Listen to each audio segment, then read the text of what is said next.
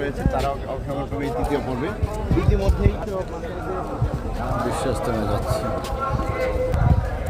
তারা হয়েছে আইন শৃঙ্খলা বাহিনীর পক্ষ থেকে। তারা জানিয়েছে যে গত 2 পর্বের মতো এবারও কঠোর নিরাপত্তার চাদরে ঢেকে রাখা হবে বিশ্ব ইজতেমা মসজিদ, যাতে করে উপস্থিতিগণ নিরাপদে তারা ওয়াচ টাওয়ার, ড্রোন ক্যামেরা এবং সিসি ক্যামেরা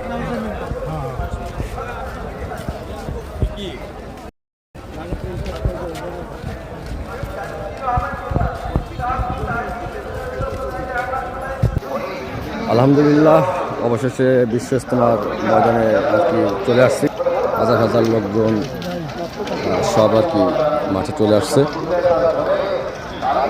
সবার জন্য দোয়া হবে, দোয়া করবো সবার জন্য। ভালো থাক।